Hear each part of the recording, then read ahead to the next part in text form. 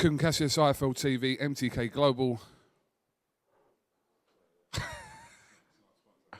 Delighted to be joined by Lawrence Okolie, whose next outing is Feb the 2nd at the O2. Lawrence, you're looking very big. I don't know if you've grown over Christmas or it's just that large man fleece you have on. I think it's a mix of all of it. Do you know what I mean? So I'm, a big guy for the weight, so it just is what it is. But I've had a good Christmas and that's it. Glad you've had a good Christmas anyway. Here's a question. At what point in the month do you stop saying Happy New Year to people? Because people are still saying it now, it's the 14th. I don't really say it. I just say Happy Holidays and, so on and so forth. So what time do you stop? I stopped after the first. Literally, as soon as the second come, I'm like, all right, how you doing? Crack on with it. Yeah, that makes sense. Happy Holidays. Are you American? I don't know. I mean, I've got an American trainer at the moment, so I think that's nudging onto me. Okay. Talk to me about your training situation at the moment. What's in, what's out, etc., etc. Yeah, no, it's good. Obviously, I'm now working with Barry Robinson, A Million Styles Boxing.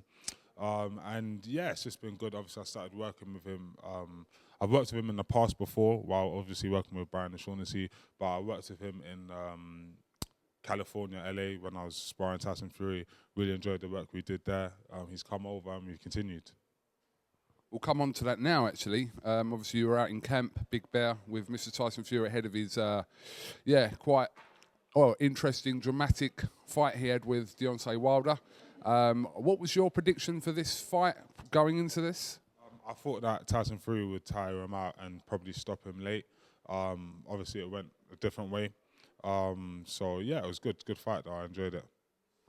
I know you've already spoken to Umar, who's behind us, about your experiences within the camp, but just kind of looking back on that now, I mean, it's experience you can't put a price on. Yeah, no, definitely. You know what? It kind of changed my perception on boxing a little bit out there, because obviously I've relied on being big, strong, fast, etc.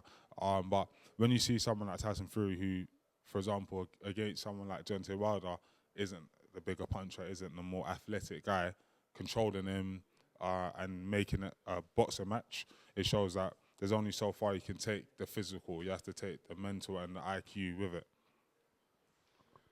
Awkward, is that a word that you would use to describe your sparring with Tyson Fury? Because I could imagine you being quite awkward to spar as well. It was, I don't know if awkward is the right word. It was educational, I think, both ways. It's very rare to find someone who kind of moves in the same way as me. So it's good for Tyson Fury in that way. And good for myself, because Tyson Fury is a big guy. Orthodox southpaw switching, good little trick. So yeah, it was good. So when you say your time out in Big Bear kind of changed your kind of outlook on boxing, are you talking about specifically the sparring with Tyson or the whole experience in general? Or I think it's a mix. Sparring with Tyson, working with Barry, the two things kind of gel together. I started. I'm seeing stuff differently now. So hopefully, well, not hopefully, it's up to me to kind of bring it with me into the ring. We know, obviously, you've sparred countless rounds with Mr. Anthony Joshua in camp as well. So, I mean, if you were trying to compare the two, how would you compare? What would you say were kind of the main comparisons between the two as sparring goes? As sparring goes, yeah, they're both very, very good. They're both very good, and there's a reason why they're both heavyweight champions or been heavyweight champions. Obviously, AJ is a lot more of a presence. And Fury's a lot taller and awkward as it was. So, yeah, it was good work. It'll be interesting to see the two of them fight. Interesting. Did you have to get permission from, like, Matchroom, Joshua, to go over sparring? I'm sure you went over there with their blessing, but yes. Did you have to get permission as such? That's more like it. So, yeah, it was nice to get their blessing, but obviously I don't need permission to do anything. But I did obviously ask AJ personally, like, yo, how do you feel about me going? He said that he doesn't mind, so that kind of made it an easier transition. If he said, oh, you know what, that's snaky moves, whatever, then maybe I would think twice about going, but I don't need permission. Like, yo, can I go, please? You know what I mean? I'm a grown man, so it is what it is. But that's when you know you're in good hands, when someone like AJ, who's kind of involved in guiding your career, kind of doesn't say, this is obviously a future opponent of mine, no doubt, that, no, why would I want you going to spar him? But he's obviously doing what's best for you and your career, which kind of speaks volumes. Yeah, definitely, and I appreciated that from him, and, I'm sure everyone, it's just, listen, at the end of the day, it's boxing, but at the same time, you know, you have to be able to work with different camps and different organisations to better yourself, which is the most important thing. No opponent has been named for you for the 2nd of Feb yet. What we're looking at? Like you said, no one's been named yet, so it is what it is. I feel like, without being funny or whatever, I feel like a lot of people are good online. So British guys, if we're talking about, Lawrence is this, Lawrence only holds, Lawrence is rubbish. But when it comes to taking fights or accepting fights, they don't want to. And it just is what it is. I mean, I'm not going to say anyone's names, I can't be bothered, but it just is what it is.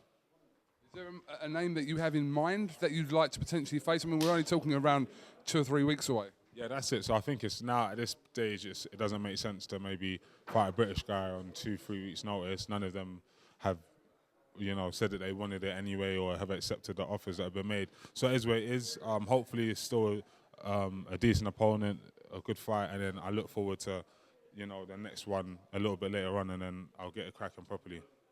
So this won't be a defence of your British title coming up on the 2nd? I can't see it unless someone watches this and suddenly says, I want to box Lawrence in 2 weeks or whatever. But if I'm going to be honest and realistic with myself, I doubt it. But we'll see what happens in April. If the matchmaker, etc., does what I think we want, then we'll see what we do.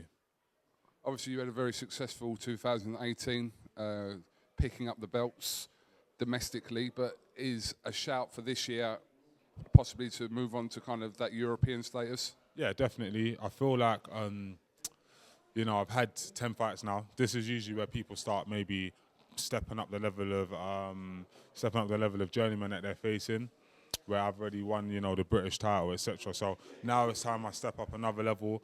And yeah, definitely, I believe I'm going to be going for European, maybe an IBO title shot. Who knows? Well, I know, but yes, that's what I'm going to do. All right, have you got anything else you'd like to add, Lawrence, before we finish up here, my friend? Just thank you for everyone, for all the love that I'm getting online and in person. Yeah, this year, I'm very, very excited for what I anticipate doing, and hopefully I can bring training to fight, and then we have some fun.